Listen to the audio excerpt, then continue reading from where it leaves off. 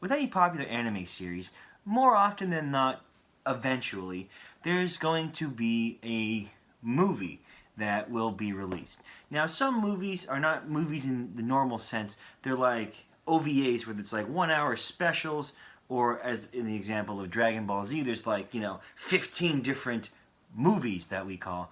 But if with my recollection, I don't remember many of those or any of the original Dragon Ball Z movies except for Battle of Gods and Revival of F actually got a theatrical release. Now, some anime movies are really, really good, like the Cowboy Bebop movie.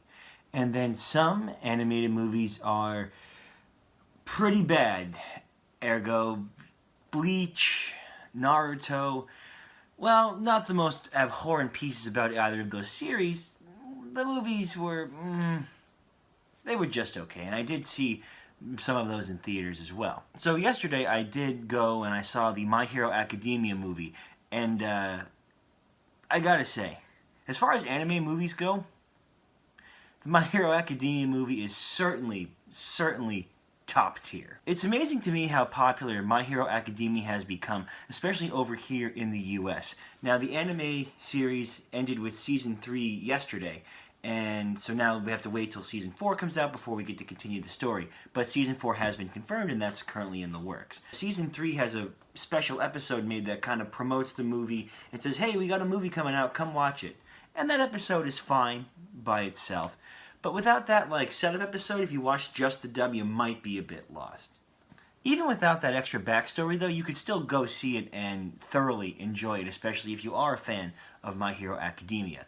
Now, the movie itself takes place somewhat between Seasons 2 and 3, and it tells the story of what Deku did with All Might over his summer vacation. They go to this giant island called Island, and it's basically this big research facility for all superhero kind of stuff, and people are allowed to use their quirks and have fun, and there's entertainment and all this cool stuff. And All Might goes there to have his body examined because he has an injury from his battle with All for One, and he wants to see how much time he has left. And of course, Midoriya comes along for the ride.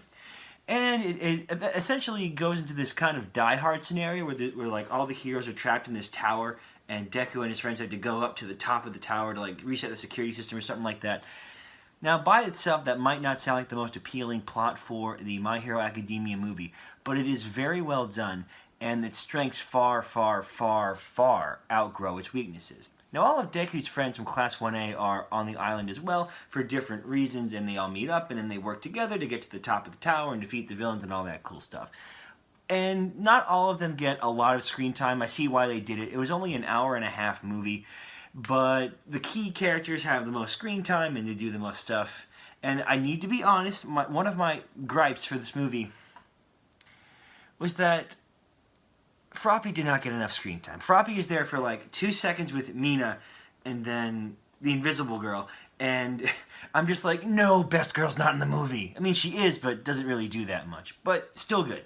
That's a minor point in the grand scheme of things. Now, one of the best ways to describe the movie is that it's like watching a really long episode of My Hero Academia, and it just works so very well. It's got tight animation, great scenes. The opening scene and the ending scene were incredible, because the opening is with young All Might when he first came to America and he started working and studying with his friend Dave, and then the ending, which is amazing, by the way, so if you don't want it spoiled, just watch it first. And so the ending is that there's this guy who's been powered up by All for One, and he steals this device that amplifies his metal bending quirk. So he has this giant mech kind of thing.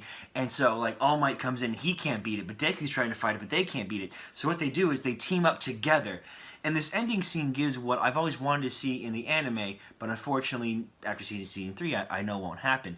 But what ends up happening is that All Might and Deku work together, tag team, master and student, to destroy this thing in this really awesome double Detroit smash, and it is just the coolest thing. And there's this gigantic explosion, and the guy's whoa, and he goes everywhere, and then All Might and Deku are boom, and they do this double 1,000,000,000% power. It's so freaking cool. I loved it. I absolutely loved it.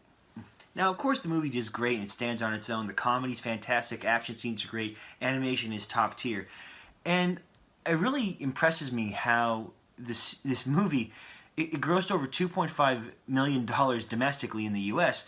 with its very few day release, whereas other big budget movies like The Nun and The Predator fell behind. That's crazy. And it goes to show how good the My Hero Academia series and how popular it is that a movie with only a few days of release grossed more dollars than these big budget Hollywood movies. And I just think that's absolutely incredible. Now, at time of filming, I did see it towards the end of its run. It was only in theaters for about a week, but I hear rumors that they will be extending it more so more people will get the chance to see it. Now, I saw it dubbed. I don't think there's anything wrong with the dub. I much prefer the sub, and that's how I watched it. But if you can see it in theaters, the dub is not a bad substitute. Everything about it is great. So if you're a fan of My Hero Academia or just a fan of anime in general, I would highly recommend trying to see this movie before it is taken out of theaters. I'm not sure if they are doing an extended run or how long it's going to be if they do choose to extend it. And I know tickets can be pretty hard to get. I know that me personally, I didn't have great seats, but I got to see the movie and I do think that was worth it. Well, thank you guys so much for watching. This has been a quick little episode of Kirk Talk, and I will see you guys in the next one.